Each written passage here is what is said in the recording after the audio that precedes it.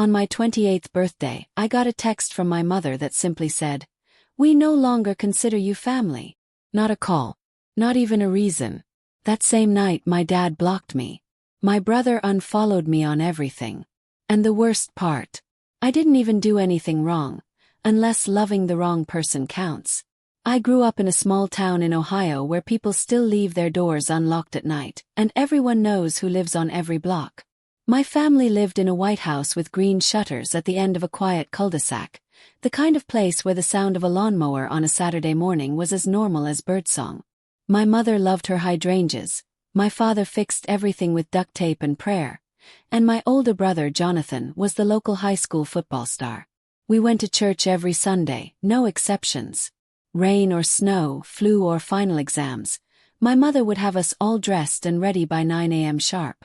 I still remember the feel of my tights itching against my legs, the scent of my mother's perfume, and the way my dad would squeeze my hand too hard during prayer. God was a big part of our house, but so was silence. We didn't talk about things that made us uncomfortable. We didn't talk about Uncle Larry's divorce or my cousin's drinking problem, or what my brother did that one night he got pulled over by the cops and our father had to go talk to the sheriff. We kept things tidy, polished, as if pretending made them go away. As the youngest and the only daughter, I learned early to be agreeable. I smiled when I wanted to cry. I said okay when I meant no. I studied hard, cleaned my room, helped my mom cook dinner. I wasn't the kind of girl who made noise, who got into trouble, or questioned the rules. If I had a thought that didn't line up with what we were told at church or at the dinner table, I kept it to myself. Looking back, I think that was my first betrayal of myself. After high school, I got into a small liberal arts college 2 hours away. Felt like another world. There were girls with blue hair and boys who kissed boys in public. Professors who challenged everything I'd grown up believing. Cafeteria tables full of arguments and laughter and music I'd never heard. I didn't speak much my first semester. I just watched, absorbed, tried to understand where I fit. By the end of sophomore year, I'd shed a few layers. I changed my major from accounting to literature, much to my father's dismay. I started writing poetry, small confessional pieces I never showed anyone. I cut my hair shorter, wore boots instead of flats, and stopped wearing the little cross necklace my mom had given me when I turned 13. I still called home every Sunday night. Still said I missed them. Still pretended I was the same girl they raised. But I wasn't. Not entirely. After graduation, I didn't move home. I got a job in a little bookstore in Columbus. Nothing glamorous. Minimum wage, long hours, lots of standing, but I loved it. I loved the smell of paper and coffee, the sound of rain tapping the windows while I restocked shelves. I rented a studio apartment above a bakery, with creaky floors and terrible heating, but it was mine. All mine. I kept the peace with my family. Visited on holidays. Sent birthday cards. Smiled at my mom's passive-aggressive questions about when I'd get a real job. I didn't tell them much. Not because I wanted to lie, but because I knew what truth would cost. I knew what they thought of people who lived differently. People who chose different kinds of love. My brother once called a biracial couple a ticking time bomb during dinner. My dad had said nothing. My mom had quietly changed the subject. So when I met Marcus, I didn't tell anyone. He came into the bookstore on a rainy Tuesday and asked me if we carried any James Baldwin. I told him we had 2 copies, but one was damaged. He smiled and said, "Damaged books are more interesting anyway." I don't know why that line stuck with me, but it did. He came back a few days later. Then again. Eventually he asked me to coffee. Marcus wasn't like anyone I'd ever known. He listened, truly listened when I talked. He remembered the name of my childhood dog, the poem I wrote in college about losing faith, the way I always got nervous in elevators. He wasn't loud or flashy.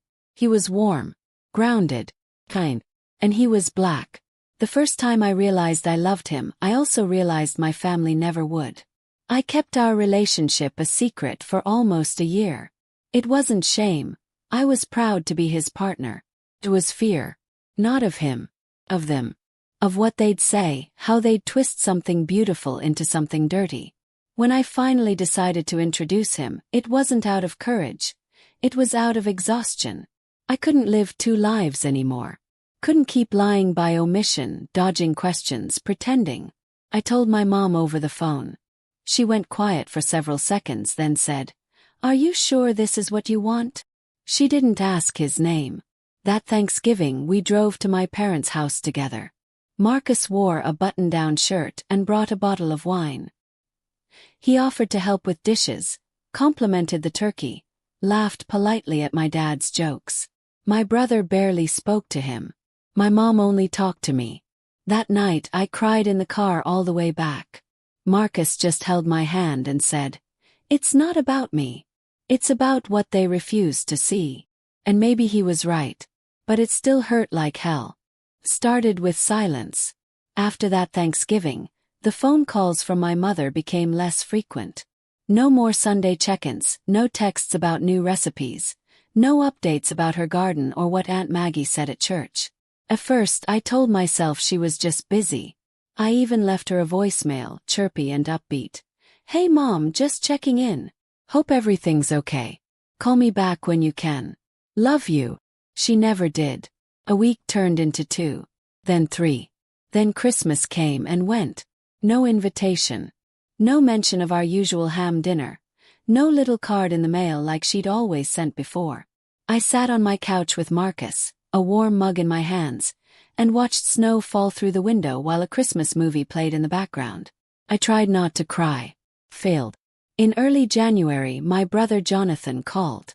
That alone was strange. He rarely contacted me, even less so without Mom nudging him. "Hey," he said. Flat voice. "I figured you should hear it from me. Dad had a small stroke. He's okay. But you don't need to come." Froze. My chest tightened. "What do you mean I don't need to come? He's my father." He sighed. "Look, it's not the right time. Things are tense. You showing up would just make it worse." There was a pause. "Because of Marcus." Jonathan didn't answer. I hung up without saying goodbye. That night I packed a bag. Marcus offered to drive me, but I told him no. This was something I had to face alone.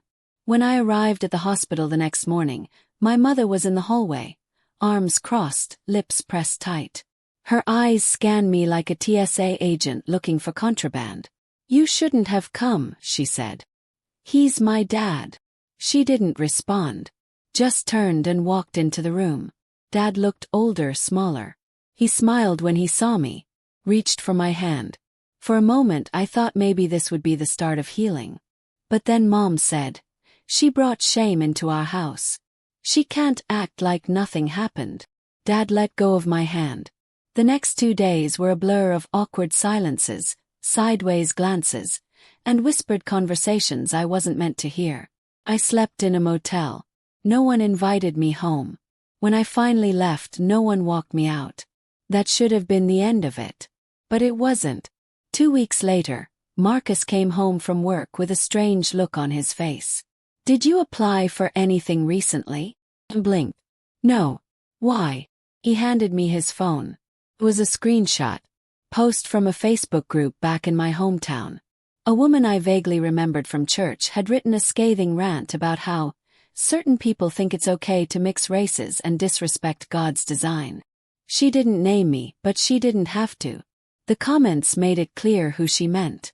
Then came the letters. Not emails. Letters. Handwritten. Some anonymous, some not. Some tried to sound polite. Others were venomous. Words like betrayal and disgrace. Accusations that I had turned my back on my faith, on my roots. One letter ended with, "I hope you never have children." Kept them in a shoebox. Not because I wanted to. Because I didn't know what else to do. Marcus told me to report it. I didn't. I wasn't sure what to say. My family and their friends are harassing me for loving someone different. And then the final blow came. It was spring. The dogwoods were blooming. I was at work when I got the call from a lawyer. He was kind, soft-spoken. He informed me that my name had been removed from my parents' will. That any inheritance, property, or family items I might have once expected to receive would now go to Jonathan and his kids. Your mother and father were very clear, he said. They no longer wished to have you considered their legal heir. I couldn't speak. My mouth was dry. My heart pounded so hard I thought it might split my chest open. I went home and screamed into a pillow until I had no voice left. That night I told Marcus everything. He sat in silence, one hand resting on my knee. When I finished, he asked, "Do you still want them back? After all this?" I didn't answer. I didn't know. But the story wasn't over. 2 months later I got an invitation in the mail. Not to a wedding. Not to a baby shower. To my father's retirement party. I stared at the card for a long time. It was embossed. Formal. Almost clinical. My name was there. No +1.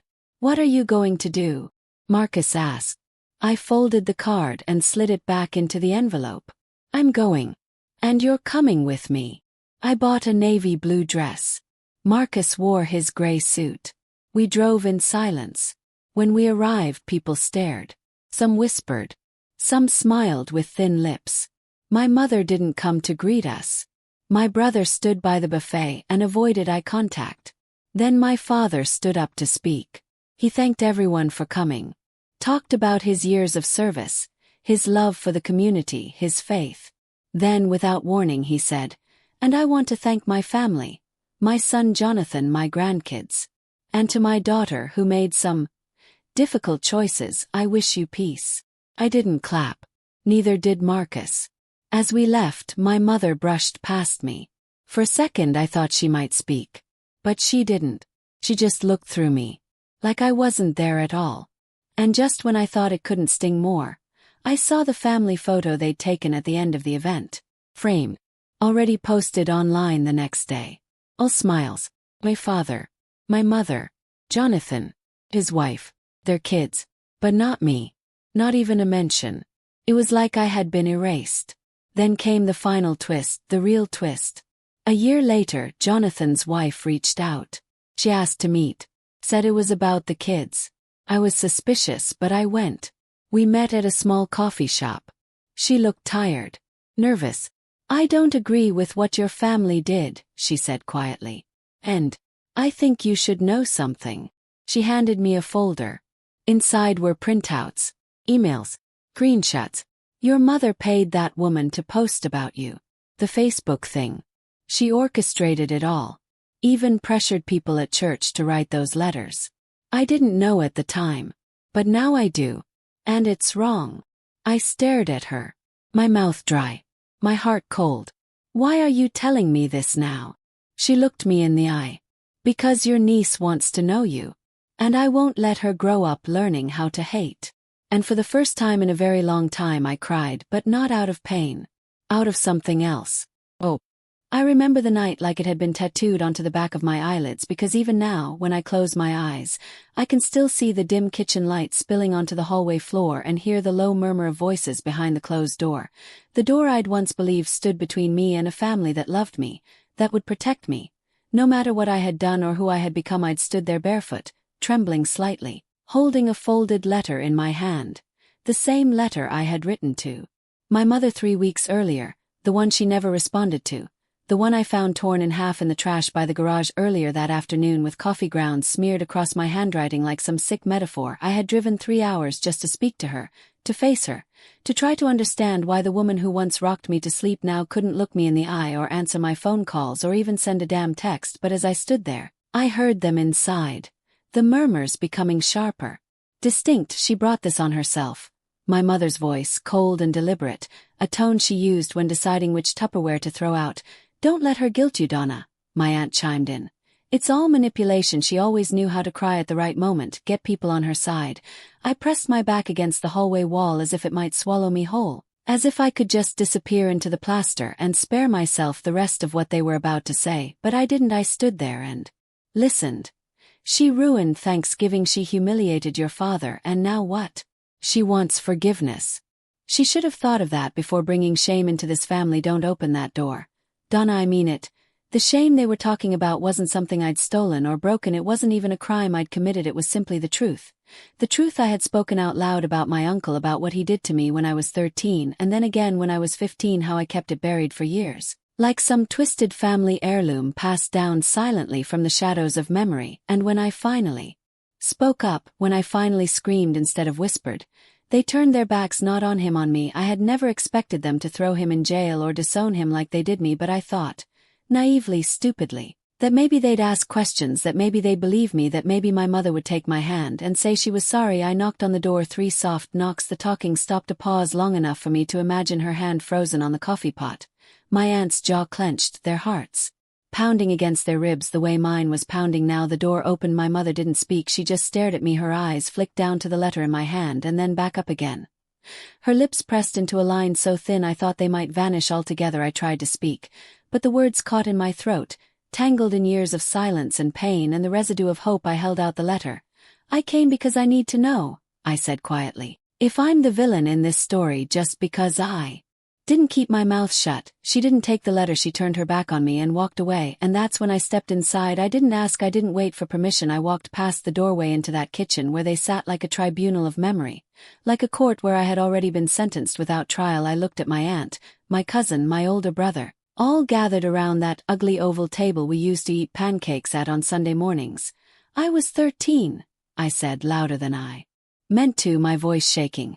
"And you all knew he did it to Maggie too, but she moved to Oregon and never looked back. You told yourselves it wasn't real. You told yourselves it was better to keep peace than to speak truth. But I won't carry your shame anymore. It was never mine to carry." My cousin stood up, knocked over her chair, tears spilling down her face. My aunt yelled at me to get out. My brother said, "You're sick, you need help." And my mother just sat there, stirring her tea, like it was any other Sunday. Like I hadn't just cracked open the floor beneath all of us. That was the night I knew I wasn't part of their family anymore, not the way I used to be, but it was also the night I stopped begging for their approval, the night I stopped trying to fit into a puzzle I had never been shaped for. I walked out of that house into the cold November air and stood on the front lawn breathing like I just surfaced from underwater. The stars looked different that night, sharper. Maybe because for the first time in years, I had spoken the whole truth and it hadn't destroyed me. I had walked through fire, through betrayal and silence and disbelief. And I was still standing. I wasn't the broken one, I was the brave one. The rest of them, they were the ones who couldn't face the truth, so they chose to erase me. But I would rather be erased than edited to fit a lie. I got in my car, put my hand on the steering wheel, and felt the sting of salt in my eyes, but I smiled anyway. Because I had survived their silence, I had survived their abandonment, and now I was finally free. I didn't think healing would begin in a motel room with cheap carpet and a flickering bathroom light, but it did, maybe because in that small space with no one left to pretend for, no one left to impress, I finally had to sit still and face the woman I had become, the woman they said was a disgrace, the woman they cut off. I looked in the mirror, and for once didn't see the sum of my family's disappointment. I saw someone who had survived. I saw tired eyes and a raw soul, but I also saw a flicker of something steady in me, like the first stubborn flame in a fire meant to last. The first few weeks were hollow, I won't lie. I cried more than I ate. I scrolled through old photos like a ghost haunting her own memories. My sister's laugh, my father's proud hand on my shoulder after graduation, my mother braiding my hair when I was too heartbroken to breathe. All of it haunted me like echoes of a house I could never return to. But even in that grief something shifted. I stopped asking why they didn't choose me and started asking why I ever thought I needed their permission to be whole. The morning I applied for my first job in 2 years was the same morning I stopped apologizing to the past. I walked into a tiny bookstore downtown, one of those places that smells like paper and cinnamon tea. The owner was a woman in her 60s with sharp eyes and a soft smile. She looked at me for a long moment, then asked if I was good with people. I almost laughed, but I said yes, and I meant it not because I wasn't broken, but because I had learned to hold my broken pieces without bleeding all over everyone else. She hired me on the spot. It wasn't glamorous work, but it was mine. I arranged bookshelves, wiped windows, recommended novels to teenage girls looking for themselves in fantasy stories, and old men searching for long-lost meaning. I shelved the grief quietly beside me. Every day I showed up, and slowly I became someone I respected, not perfect, not fixed, but real. I started therapy not because I thought I was crazy, but because I needed someone to look me in the eye and say I wasn't too much, too loud, too selfish, too wrong. And when my therapist did just that week after week, I began to believe her. I unpacked every memory, every cutting word my father said, every time my mother looked through me instead of at me, every conversation my siblings avoided, until there was nothing left but truth and exhaustion, but also a strange peace. Months passed. I built something resembling a life. I didn't reach out to them, not out of pride but out of preservation. Some wounds don't heal by reopening, and I knew if they ever came to me it had to be because they saw me clearly, not the version of me they needed to control or shame, but the actual woman who rose from the fire they lit. Then one day I got an email from my younger brother, no subject, just his name. My hand shook as I clicked it. I expected cruelty or guilt or silence. Instead it was a photo of us as kids on the beach, followed by 2 words, "I'm sorry." I stared at that message for hours. I didn't reply, not yet, but I cried for a long time, not because I forgave him but because I realized I already had, not for him but for me. Forgiveness isn't a door you open for others, it's the window you crack to let yourself breathe. And slowly I let that breeze in. My brother wrote again, and again, slowly, carefully. He told me how things had changed, how our parents barely mentioned me anymore, how my absence was a hole in the fabric of Sunday dinners, how maybe they didn't know how to come back from what they'd done, and I thought maybe they never would, maybe they didn't deserve to, and maybe that's okay. Healing didn't mean reconciliation, it meant freedom. It meant being able to see my mother's face in a photo and not feel like I was burning. It meant running into my sister at the grocery store and walking past her with grace instead of venom. It meant walking into every new relationship knowing I would never again shrink myself for someone else's comfort. Now I live in a small apartment filled with books and plants and light. I host Sunday dinners with friends who became family, people who saw me not as a scandal or an embarrassment but as a whole human deserving of love and choice and space. I light candles for the girl I was and the woman I'm becoming. I drink wine on the balcony and write letters I don't send, and sometimes I still cry but I don't drown in it anymore.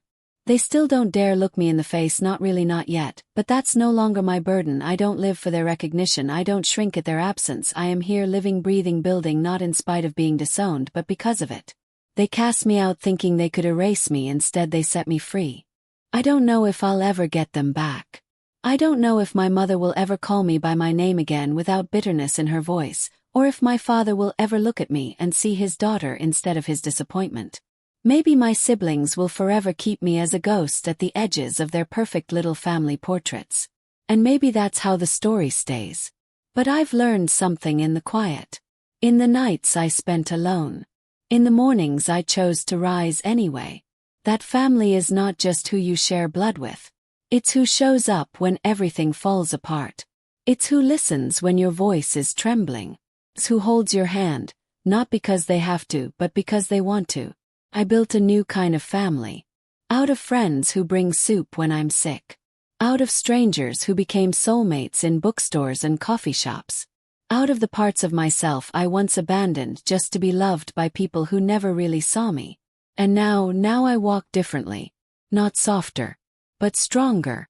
Because once you survive being cast out by the people who were supposed to love you the most, you stop begging for seats at tables where your worth is questioned. So if you're listening to this, if you've ever felt like you didn't belong in your own home, if you've ever been told that your truth made you unlovable, hear me clearly. You are not too much. You are not too broken. You are not too anything. You are enough. Exactly as you are. Especially as you are. And sometimes, being disowned is just another word for being reborn. If this story touched something inside you, if you've ever felt left out, left behind, or just deeply misunderstood, I want you to know you're not alone. There's a whole community here of people learning to heal, to speak up, and to rebuild their lives with grace and courage. So if you've been through something similar, drop a comment below.